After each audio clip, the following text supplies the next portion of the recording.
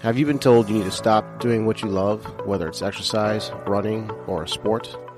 Well, here at Dynamic, we don't like that answer. In this podcast, we'll talk to leaders in the health and wellness space from Southwest Florida to get the solutions you need to get you back to doing what you love. Welcome to the Dynamic Naples Podcast.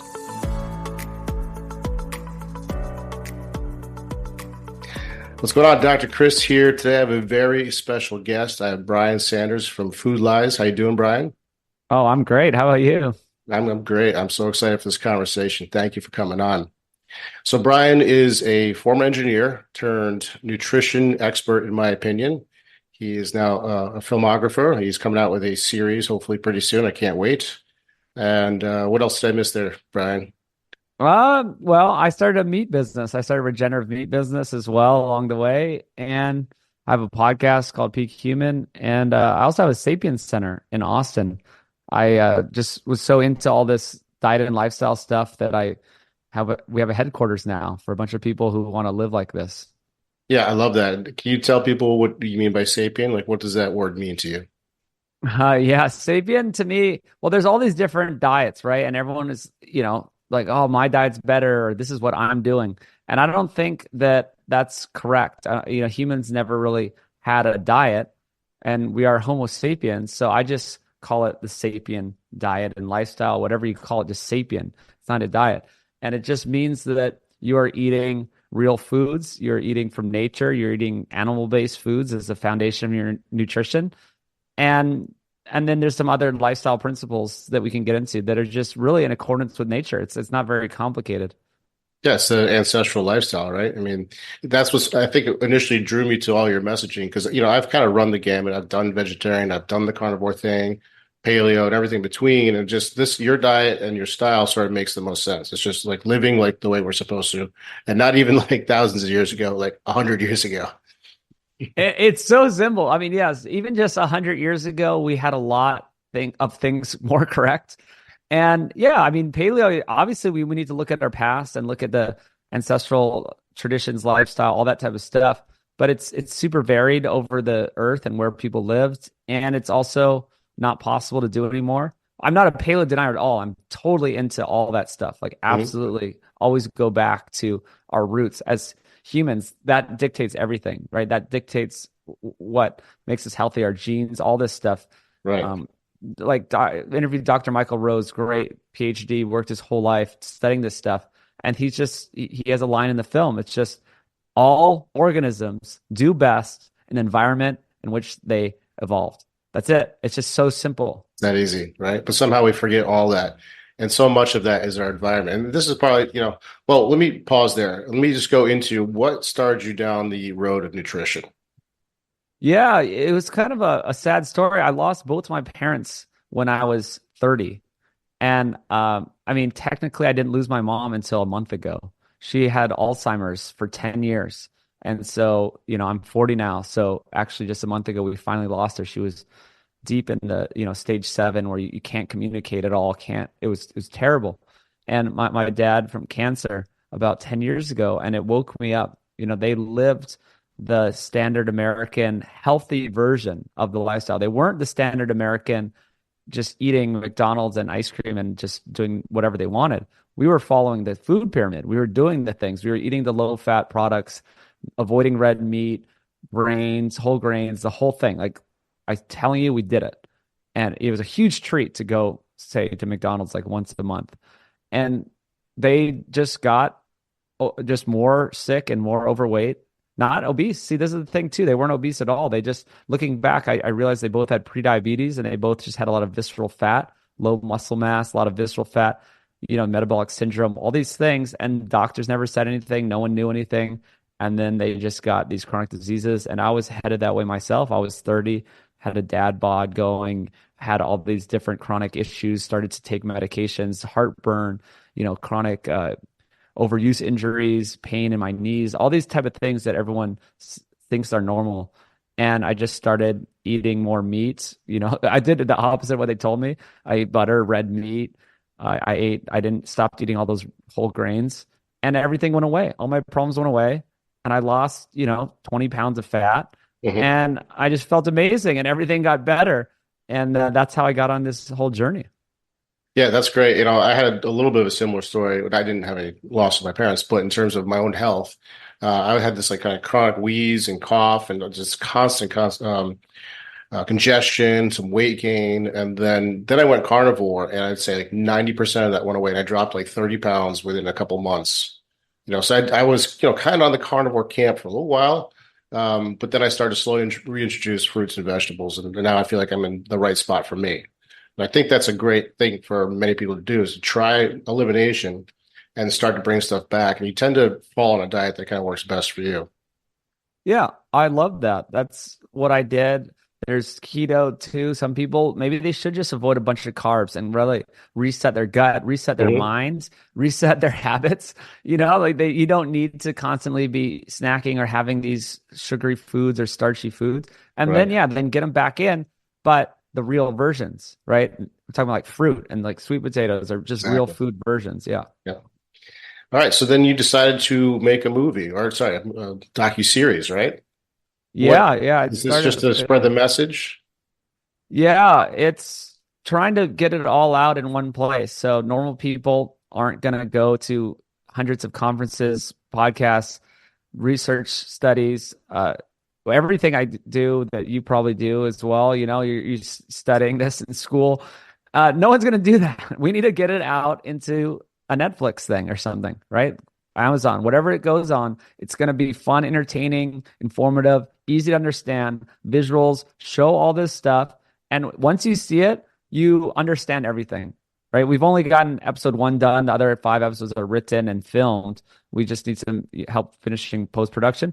But it is going to be so clear what we're supposed to eat and what the real problem is. The real problem is processed foods. And really, the narrative in the mainstream is blaming meat. Yep. And it's just crazy. Yeah. And I feel like I have big expectations, Brian. I gotta tell you, I hope Mhm. this is the documentary that sets it all straight because there's so many other documentaries in the other camp about being plant-based. And I don't, have a problem with people being plant-based, but this demonization of red meat and saturated fat is just completely backwards. So I was just rewatching what was that series called? You Are What You Eat. Did you happen to see Uh-huh. that? Yeah, Yeah, I only got unfortunately. about two episodes in, and I couldn't anymore because it's so clearly biased. Like even the cover I think they have multiple covers, but one of the cover there's a picture of a woman in a purple dress, and on her left is all fruit and vegetables, and on her right's all red meat. Have you seen this? Do you know what I'm talking about? I've probably seen one of the versions. Yeah. Yeah, so the dress on her left side is all like bright purple, and on the right side it's gray. Yeah, it's like rotting or something that associated with the meat. So there's all this subliminal stuff. And actually, I was just looking at this today. This is crazy. Can you see that? It might take a second to pull up there. So what that is, so in that study, can you see that, Hmm. Brian? A little Yeah. bit. So they did twin studies which can be really compelling. So what they did is take one twin, put them on a vegetarian diet, and the other one on a basically animal-based diet, and they'd take all kinds of things like blood pressure markers. And one of the things was a DEXA scan. That's what you were just looking at. And so what they did is they show a little icon of a vegetable, and you see the DEXA scan of twin number one, looks clean and everything like that. And DEXA scan number two for the carnivore-based diet, you can see her bra is red. So Hmm. on a scan, you don't see color, right? So what Yeah. that means is they went in and drew her bra red as if she's diseased or has breast cancer. Like this to me is crazy. If that's not propaganda, I don't know what is. Oh, it's totally doctored. Yeah, that doesn't make any sense. Yeah, I know how they do this stuff. Well, they control it, right? It's their documentary. They did that Yep. with Game Changers as well. They did Yep. these bogus tests that weren't science-based at all. They weren't controlled in any way. It was just a bunch of vegans making things up, and they did the same thing. And, speaking of twins, I just interviewed a woman who has an identical twin. And so this lady is animal based. She's super fit. She's like a health coach. She looks amazing. She's 47. And her twin sister, identical, has been plant based for decades and has like 10 different diseases, completely messed up, mental problems, all this stuff. And they supposedly they have the same genes, right? They're identical. The only Yeah. thing that's different is the diet. And she eats a clean diet. She's not like the processed food vegan. She's a very, very clean eater. And so let's use that study. Why not study them? Exactly. It's crazy. Yeah, I don't think a lot of people don't realize how many nutritional deficiencies, like micronutrient deficiencies, you'll have on a vegan diet. I mean, B12 is just one of many examples of things you just cannot get on a vegan diet. So, Yeah. yeah, anyway, so when do you anticipate that the series will be coming out? I wish I knew. We're looking for help right now. We're trying to reach out to the right people. No one wants to spread this message. I don't know if it's just I'm not connected with the right people or the plant-based agenda is too strong. Hmm. But we're having trouble getting it to the right people. And yeah. How can the average person help you? Do you have a Well, if GoFundMe? anyone knows, yeah, I mean, follow me on food.lies on Instagram and reach out to me if you have any connections, if you know someone somewhere. I mean, we just need anything. I don't, it could even just be supporting it. I mean, it's on Indiegogo, just getting a few dollars, you can pre-order it and it'll just help us. Yeah, and actually supporting your meat company too. Tell us about the meat company again. Yeah, it's called companies. nose to tail, nosetatail.org. And, it's people in Texas, these great ranchers, they figured out regenerative 30 years ago from Alan Savory, actually, the man himself. He was teaching holistic management, this regenerative agriculture where they move the animals around almost daily. They have a year grazing plan. They eat a diverse diet. It's better for the land, puts nutrients back in the soil, puts carbon back in the soil. It helps prevent runoff, and flooding. It does so many things, and it makes the meat healthier.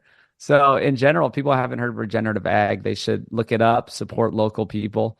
And if not, you can get it sent to you with nose to tail. But it gets way more nutrients actually in the meat. And so there's science, there's new science. Dr. Stefan van Vliet looks at this stuff. They look at these 50,000 secondary compounds that are in meat that we're just discovering. And they realize that how nutrient dense it is. There's so many compounds in red meat that we didn't even know about. Everyone knows that it has a great source of protein, tons of different vitamins, minerals, iron, B12, of course, all these things that you need. But it also has these secondary compounds that I think we got throughout history and where we didn't have to eat so many plant foods. This is an interesting one that I learned from Dr. Stefan van Vliet is that there's so many compounds. There's the tocopherols and polyphenols and this and that, these plant compounds that the cow's eating. The cow or the steer are eating all these different shrubs and forages and bushes and this and that, grasses, and they're taking it all in force and they know what to eat. And they get healthier by choosing what they eat on a diverse pasture instead of just being in a feedlot. I mean, there's many problems with feedlots beyond just not having the access to all the diverse plants that they need to eat. And then we can get the nutrients through them. And that actually is a better way to get it. The carnivore, people like to talk about the problems with plant foods. And I do agree. There are some problems with plant foods. Absolutely. And I had some problems with oxalates, especially if you eat spinach and kale and almond milk. I was making these kale shakes every day. That is not natural. I was getting tons and tons of oxalates. These things are not natural and they give you kidney stones. They have all these different problems. And so I'm not a huge fan of eating tons and tons of certain types of vegetables. I eat, different types of fruit and things with less anti-nutrients. So but the idea with the cow eating all of these diverse forages for you is that you can get all of these secondary compounds without having to get the anti-nutrients that come with the plants, especially these modern varieties, or even just the pesticides and all these things that come with the modern varieties of plants. Yeah, and I listened to that podcast with Dr. Stephen, was it Van Vliet? Van Vliet. Van Fleet. Yeah, so that was super fascinating. He was talking about all these other compounds that we barely even understand. Right. So, all this stuff with this lab grown meat, it's like, well, okay, maybe we can reverse engineer some of it, but there's so many compounds that we don't understand. This lab grown meat thing, I don't know what your take is on it, but it sounds a little scary to me. There's no way we It's a can nightmare. replicate that, right? There's no way we can. It's impossible. It's absolutely impossible. This is something I'm sure of because you can't mimic something in nature these cows eating grass and all these things have been going on for so long. and it's so complicated. There's no way to replicate in the lab. Maybe we can get the macros, Yeah. right? I'm not going to eat lab grown meat at all, and I think it's terrible in many ways. But yes, maybe we can get, okay, it has 10 grams of protein and 5 grams of fat, whatever. That doesn't mean it's at all nutritionally similar. Yes. All right. So I want to change gears a little bit. So you've interviewed hundreds of people. Is that, by the way, is that part of your strategy for the docuseries? Is you're getting a lot of information through podcasting? Yeah, and building a fan base, it's all things, and Yeah. developing relationships with all these amazing people, getting more people in the film, doctors, researchers. So yes. So through all your interviews and everything you learned, what would you say is probably sort of the biggest nutritional myths out there?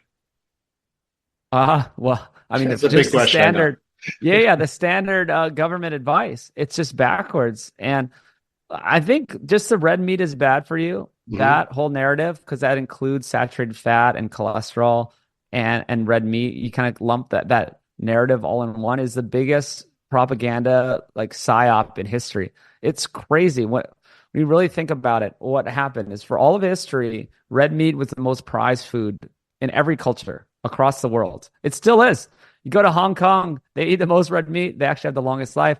There, China, these places, they're still after red meat. That's all they want. That's like a sign of wealth. It's a sign of health. It's what they work for. It's why they toil out there doing whatever job they have to do so they can afford meat because they get it. It's healthy. And so in the Western civilizations, I think it is an actual agenda. I think it really is a coordinated propaganda because there's so much money in processed foods. So they have to take the blame away from the processed foods and put it to something else. And it's a perfect little system they have because Yeah. it's like the opposite of red meat and fat and all this. It is the low fat products, the high profit margin, processed foods, grains, added sugar, seed oils, like anything to do with these packaged goods. They have the opposite kind of fat, right? It's the polyunsaturated fat instead of the saturated fat. Right. It's all of this like lower protein, lower nutrient stuff that is terrible for you. And it's just it makes a great scapegoat to blame meat on the issues when it's so clear it is absolutely ironclad science that it's the processed foods and not the meat. Yeah, it's like a false flag operation. I kind of see it like there's a spectrum of the diet, right? So on one side you've got sort of high fat, low carb, because everyone kind of agrees that protein's good, right? So on one side you got high fat, low carb. The other side you got high carb, low fat. And what I think it really boils down to is your thoughts on cholesterol and saturated fat. If you believe ingesting saturated fat raises dietary cholesterol, and that is a problem and clogs your arteries, you're going to tend to push towards the vegetarian side. If you think could actually be good for you, and maybe it's a little more nuanced than that, then you're okay going sort of the paleo carnivore side. And I think that to me, I think the cholesterol issue, when you really boil everything down, is the crux of the issue. It is, and that started in the 1950s, and we go over this in episode 3 of the film, and it's a simple story. And I don't want to belabor this and try to do the whole story, but there is a clear story here of there was two directions, and we chose the wrong direction. Mhm. Yeah, I kind of call it the perfect storm because on one, you had Eisenhower had a heart attack, right? Ansel Mhm. Keys kind of came up with this idea, and correct me because I know you know all the details. Correct me if I'm wrong about this. So Ansel Keys came up with the hypothesis that saturated fat clogs the arteries, right? Then he went to set out and prove that with the 7 country study, which is completely flawed. And on the other side of the coin, you had Big Sugar paying off Harvard to say that sugar is fine and saturated fat's to blame. So you had this like perfect storm with these powers, and then we chose wrongly. That's the way I see it. Yeah, it's pretty much like that. The Harvard and the paying off was a little bit later, but Hmm. it was actually a guy, John Yudkin. So he was around the same time as Ansel Keys, and he was an English guy, and he saw that wherever the English colonized and brought their imports into these native living cultures that just ate their foods, the diabetes and problems followed. Yep. Right? It's like as soon as England comes in, and then they have ships and trade and commerce, and they give them sacks of flour, sugar, and in these new vegetable oils. They got sick. They got fat. and they replaced the good, healthy foods that they were eating from nature. And so John Yudkin was like, "Hey guys, it's pretty obvious what's going on here," and so he's won. So yeah, exactly. And then Yeah. yes, there's tons of bad science paid off, corruption along the way since then. Yeah, and we still see this, right? More the rest of the world sort of adopts American policy, and the the food pyramid, the sicker they get too. So there's a ripple effect going on. So Exactly. the question that the further down the rabbit hole I go with nutrition, the harder it becomes to stay away from conspiracy. Is there is there a nefarious group out there, or is this just a systemic issue? This is a really hard one for me. Oh yeah, no, I love talking about this. It's both. I mean, it's really both. I got really into this in the last 4 years when I kind of woke up to how the world works even more during COVID. Yeah. And yeah, it's driven in a certain way. It's a lot of it is money and power, right? And it's like you could just say, oh, well, it would have gone this way no matter what, or they're just following the money and they're just, they're not evil, or it's not all coordinated because they're just trying to make money. And I'm like, yeah, and that's what I used to think. But then it always goes in that direction, though. If it was, and there's more to it. And you can really see that there's no way we would have got it this backwards unless there was just a bit more coordination. And I'm not saying that there's this, there's like these 12 families and they're sitting over their veal chops, and they're eating all the good red meat, of course. So they're getting like the finest meats and the best foods, and they're just being like, okay, this is what we're gonna do. No, it's not really like that either. It's just there's a bunch of people at the top, and their interests align, and these people know each other, and their families have known each other for hundreds of years, and they've been in power, and they just push things in a certain direction. And it's obvious. I mean, I want to be I want to be in control, right? I mean, in a small way and not in an evil way, but I mean, I started my own company so that I could be the boss. It's good. I get to make the decisions, right? I get it. It's human nature to want to be at the top and want to make money and want to, make the big decisions. And there just happens to be a group of people, a loose, group of people that have pulled this off. So I don't think it's Yeah. that much of a conspiracy. It's just human nature. Yeah, I think you're right. I think you nailed it. And it becomes more and more obvious. You start to look at all the other recommendations, all this fear of the sun, fear of salt, like all these things that are like support life that we know make us healthy. Everything is backwards. Just listen to what they tell us and do the opposite, and you will tend to thrive. Well, that's how I know exactly, because they couldn't have got them all wrong. Like they would have accidentally got some of them correct. Yeah. But when everything that is healthy for a human they get wrong, then I know. And this also is something I discovered that's just sort of a law of nature. I've my bigger theory with Sapien is that you can't cheat nature, and that therefore you must align with nature, and that everything goes wrong with health and society when you move away from nature or you decouple from nature. Example, this is of course processed foods. That is the ultimate example of decoupling from nature. You are literally like breaking it down and trying to put it back together, and it doesn't work, and people become sick. So the problems come from going away from nature. But one of these laws of nature is that what's good for the top, whatever it is, in any kind of hierarchical structure, what's good for someone at the top is very often and usually bad for the person at the bottom. And it's just sort of this law of nature. It's like I there's no way to explain it more than this. That's just what it is, right? It's just like if you are a pharaoh, what is good for you is not good for the slave that has to build a pyramid. And it's just what's good for the slave, which is freedom and healthy foods and a normal work schedule and good sleep, is bad for the pharaoh. It's just how it works. Yeah, Right? that's a really interesting way to see it. Yeah, I agree totally. I also think like this whole push right now and this explosion of cold exposure, heat exposure is just more evidence of that. Like people are just craving, like we're not supposed to sit in air conditioned houses and cars and gyms and offices all the time. And if you just take 2 minutes out of your day to sit in cold water, people are seeing massive benefit just because they're aligning with our ancestral way just a little bit. It's so A crazy. hundred percent, Yeah. 100%. And our environments are so toxic that yeah, we have to go beyond just normal.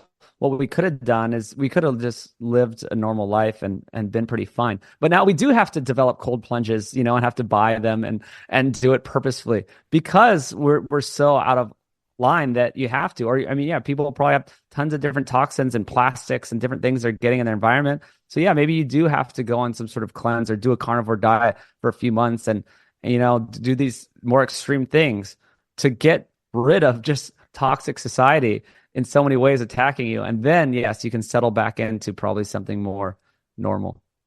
Yeah. So what does your like health routine look like? Obviously, very cleanly, right? Very ancestrally. What about the rest of your like exercise and sleep? What does that look like? Yeah, I try to keep it really simple. I like to focus on the biggest things, right? It's let's focus on the 80% that's going to make, focus on the 20% that's going to make 80% of the difference. Yeah. And that's food. So food is first for me, but really a lot of these things align really closely where it is the sleep. It's even just allowing yourself 8 hours of sleep. Right? Some people get really into it and they have all the gadgets and gizmos and mattresses. But really, I find people just they have to their alarms at 6 a.m. and they're still up at midnight. Yep. And it's as simple as just get yourself in bed, get yourself that 8 hours, and then start to worry from there. Same thing with exercise. I'm like, I am just like anyone else. I want to do the minimal effort with a maximum output. I'm not like some super disciplined, like ultra willpower, insane maniac that has the most discipline in the world. No, I just make things easy for myself, set myself up for success. I do 2 30-minute workouts a week in the gym. That's it for the gym. Yes, I do other stuff. I play sports. I play beach volleyball. I sprint. I have my little routine where it's very doable. It takes 20 minutes for me to do my sprints on Tuesday. Beach volleyball, well, that's just fun. I mean, I encourage everyone to find a sport or some sort of activity that's just fun. So you're not just struggling away on a treadmill. I think that's kind of worthless, actually. I mean, any movement's good, but Yeah. do something like walk, sprint, don't just sit there. Steady state cardio is kind of worthless. But yeah, 30-minute workout. I mean, I've never lifted weights for more than an hour in a week since 2007. I did it for a few months in 2007, and that's it my whole life. And, people say I'm pretty fit. So you don't need to do a lot to get a good result. I mean, yes, if we get more detailed, yes, it's drop sets to failure. It's a very efficient routine that I made up. And, I'm pushing myself hard for these 30 minutes, but it's something that I can do on a weekly basis, no matter what, pretty much, right? I don't need I can do this at an apartment complex gym. I've done it at hotel gyms. You don't have to, have some crazy gym to do this. Yeah. No, I mean, this all falls in line with basically the food stuff. It's pretty basic, simple stuff that no one does right. I'm a physical therapist, and I constantly ask like, how much are you sleeping? How much are you moving? And everyone wants this like secret perfect exercise to fix their back, whatever it is. It's like, well, so I just start off with, okay, why don't you track just how many hours you slept last night and then track your pain. And they're always surprised to see that those things tend to be a one-to-one correlation. It's like just do the very simple things first. If things don't go away, then come back and see me. And it's like 90% of the time, it's just that low-hanging fruit that no one actually pays attention to. That's one of my biggest messages, really, is you have limited willpower. I don't get it. There's some people that are like really crazy and they're just getting focused on every little thing in their house, in their environment, in their life. And I don't really want to do that because it's going to become overwhelming. It's become stressful. I just focus on the easy things. I use all my discipline and willpower to just be in bed for 8 hours, to eat my real foods that I make at home, to do simple things. I go out in the middle of the day. I'm about to go. As soon as we get off this call, I'm going to go get my son. I go down and I live in this apartment complex, right? It's not like some fancy thing. I just go down and lay in the chair out by the pool and read. And I get my son for the day, and so I just focus on the basics, and I've been able to be consistent at that. And that's the name of the game. Totally agree. The 80-20 rule is exactly what it is. So yeah, I want to wrap this up pretty soon because I have to get back to work, unfortunately. But I want to know, well, let people know where to find out more about you, how to support you, where to find out about your docuseries coming out, and maybe even where to watch the trailer. Yeah, check Food Lies wherever you're at. I'm kind of in different places, but it's always usually under the name Food Lies. Twitter, Instagram, Facebook, YouTube. And to go to the Food Lies YouTube channel, you can watch the trailer. It's 3.5 minutes. We spent a lot of time on it. I think people will really enjoy it. And we're doing something different here. It's not some little side project. A lot of people, they're like, "Oh, you're making a doc. Oh, that's cute," and they're thinking no one's going to watch it. I'm like, no, no, no. We're doing something big. This is good. Yep. This is quality. This is kind of my life's work. So yeah, check that out on the Food Lies YouTube and anywhere else. Yeah, I try to do a lot of different types of content to just spread this word, and really, it's all free. Like Peak Human Podcast, it's all there. Yeah, your podcast, by the way, is one of my favorites. I listen to it like pretty much every episode. I get a lot of information that I spread to my patients through your podcast and through all your guests. So thank you for all the work you're doing. And also, so I mentioned to you offline that I just watched your trailer again last night, and every line in that trailer, I'm like, yes, yes, this is it. It's the message. So I love it. Oh yeah, we worked hard on that script. Actually, we have a great friend that got me into this 10 years ago that helped. He's a professional writer and helped us write that thing. Yeah, no, he's doing a great job. So are you. Okay, Brian, I mean, I could sit here and talk to you for hours, but I'm going to let you go. I will post any information that you shared in the show notes. Other than that, I will be talking to you guys soon. Thank you, Brian. Thanks, Chris. Why guess when you can test? Do you get hangry or crash after a carb-heavy meal? These could be indicators that there is a dysfunction in your blood glucose regulation. If left unchecked, it can lead to irreversible changes. If you catch it quick enough, you can make diet and lifestyle changes that will get your levels where they need to be. 88% of Americans are pre-diabetic and don't know it. Diabetes underpins many of the pathologies we deal with in this country, such as obesity, high blood pressure, heart disease, and stroke. For some reason, it is rarely screened with your physician, and if they do test for blood glucose, it's usually with an A1C or a fasting glucose, which can sometimes give you a false negative. NutriSense is a company that supplies continuous glucose monitors.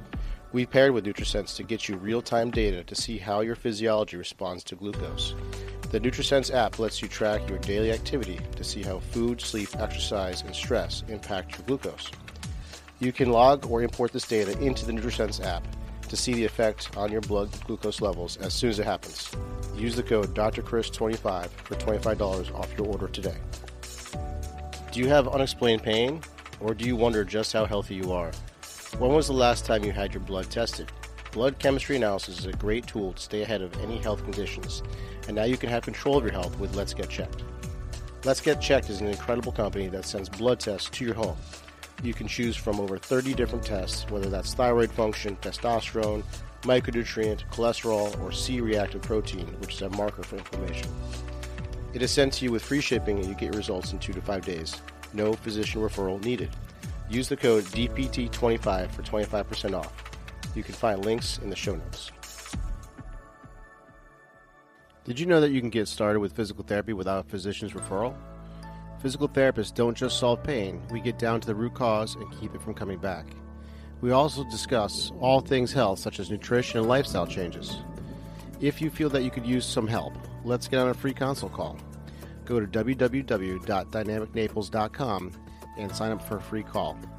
Also, if you like this podcast, please give us a rating wherever you listen to podcasts. It helps us spread the message. Thanks for listening, and we'll see you next week.